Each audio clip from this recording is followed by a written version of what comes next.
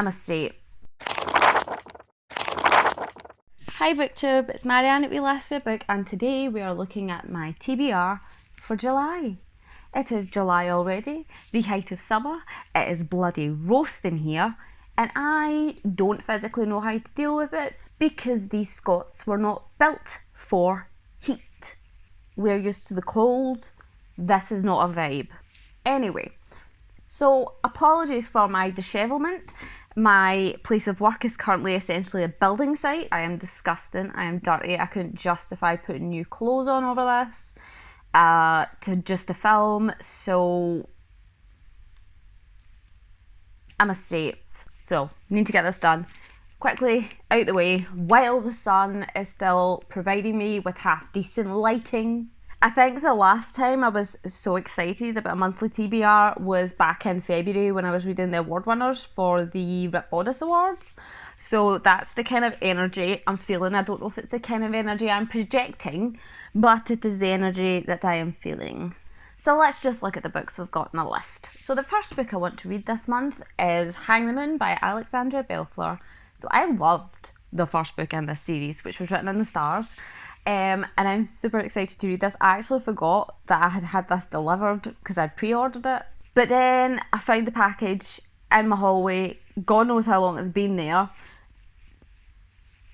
It is now time to read it.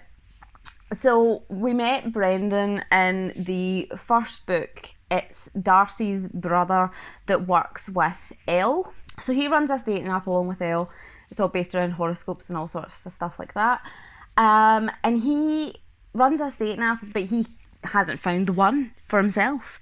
But his sister's best friend Annie comes to visit, and he realises that he still has this crush on her that he's had since childhood, and I love that. And Annie is coming back expecting this like wee kind of nerdy kid, and turns out that he's this big handsome man now. But she's just there temporarily. She's literally just on a visit, and she doesn't believe in romance and all of that sort of thing. So Brendan sets out to prove her wrong by arranging this series of really elaborate dates and stuff like that to prove to her that romance does exist.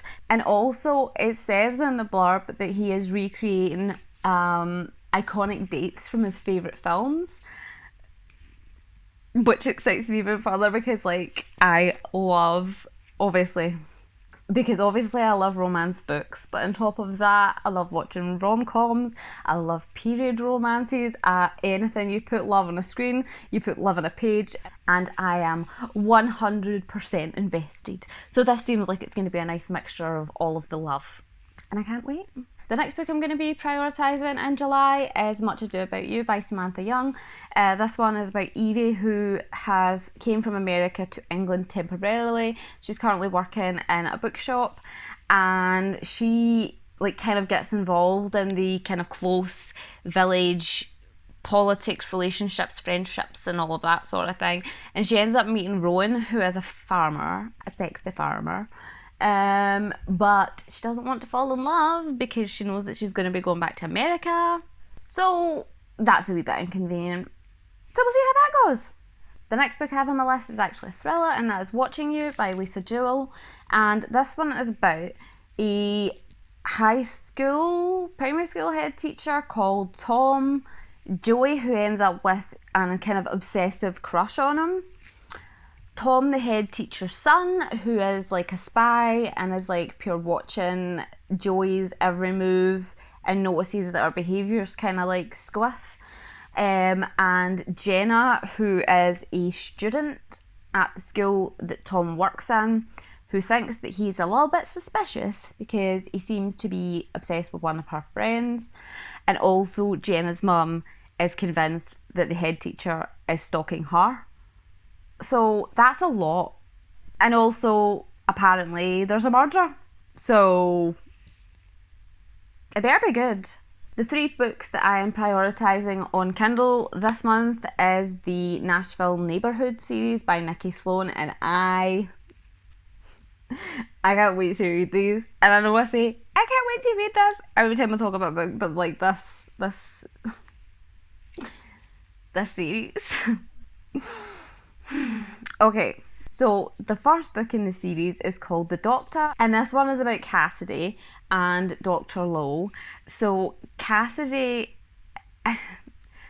Dr. Lowe is Cassidy's ex-boyfriend's dad, and they develop a thing, and there's not much in the way of synopsis on Goodreads, but you know I love an age gap, you know I love a forbidden romance, you know I love a kind of like taboo situation. Jesus, take the wheel. The next book in that series is called The Pool Boy, and again we have an age gap dynamic. Our heroine in the story, I believe, is divorced, I think, and her best friend is like, look, you need to get out there, like fall in love, meet someone, have a fling or whatever. But she ends up having a fling with the pool boy, who is considerably younger than her, and it's also her best friend's son. It's like this series was made for me. And the third book, the most recently released one, is The Architect, and this one is about a kind of quiet, brooding, really busy architect who is married, and his wife, and he decides to bring in a third person into their relationship, so that when he's really busy or he's away doing stuff, she has someone there to have that physical attention from. But there are like rules and everything like that. And I believe that I read something about punishment and all of that jazz in the synopsis, so I'm assuming that this is probably going to have a BDSM vibe. July reading is going to be The Death of Me. I shouldn't be reading this shit in this weather. And also, let's take into consideration the fact that I'm back at work, so I'm going to be reading this like in my place of work. It's going to be a mess. It's going to be such a mess. Vibes. Then, to round off the month quite nicely, I'm going to start listening to the Castles Ever After series by Tessa on audio. So I'm going to be listening to the first 3 books in theory, hopefully, yes. So the first book in the series is Romancing the Duke by Tessa, obviously, as I've just previously stated. We have our heroine, Izzy, who is not very well off because her mum died and she was basically left nothing, so she's currently in a kind of impoverished state, but she has had this like obsession with fairy tales all through her life, and like all of these things that she expected to see from all of these fairy tales just didn't happen, and she decided that love, which is obviously part of the fairy tale narrative, was just simply not to be, and gave up. But in comes Ransom, who is our hero, who is also blind. He's a bit of a rake, keeps everyone at arm's length. So it's going to involve a lot of breaking down walls and connecting and reassuring each other that love is real, love is a thing. And I think that that's going to be really good. And I have seen some amazing reviews in this, and I don't think that it's going to disappoint. The next book in the series is Say Yes to the Marquess, or Marquess, however you pronounce it. Someone let me know in the comments. We have Cleo, who is engaged to the Marquess of Granville, and basically he's like delaying the inevitable and just like not setting a date. So she's like, do you know what, I've had enough. She makes plans and preparations to basically escape the betrothal and go alone. But his brother, Rafe, decides that there's no way that that's going to happen. She is going to go through with the wedding, even if he has to plan every last detail to make sure that they both go through with it. But there's a fly in here. But I think that obviously with the close proximity of him organising the wedding, they're obviously going to like fall in love, and then she'll be marrying the fiance's brother. So, like I said, July is shaping up to be a seriously banging reading month, and I am 100% prepared for it. And the last book that I'm planning on listening to is the third book in the series, which is When a Scot Ties the Knot. Now, this is the one that I was most looking forward to, because I had seen some reviews on it and it had been recommended loads of times, and I was like, right, Marianne, it's finally time. So the premise of this, so I love the premise of this. We have Madeline, who is this kind of shy, retiring artist, and she's ready to have her debut, her first London season, but she doesn't want to do it, for whatever reason, and decides that the best way to get out of this is to invent a sweetheart, a partner, a lover, but conveniently he's not around, he's never there. So she's like, yes, this guy that I'm in love with is Captain Mackenzie. She thinks that he's died at war, but writes these letters to him, this imaginary lover.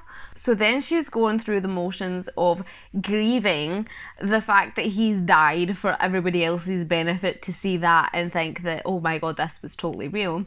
And then he shows up with her letters in tow, and I think what we can learn from this situation is liars always get caught. But I can't wait to see how that plays out. Love the idea, love the concept. It seems to be really highly rated. So I am really excited. I'm buzzing for July. Love it. Love everything about it.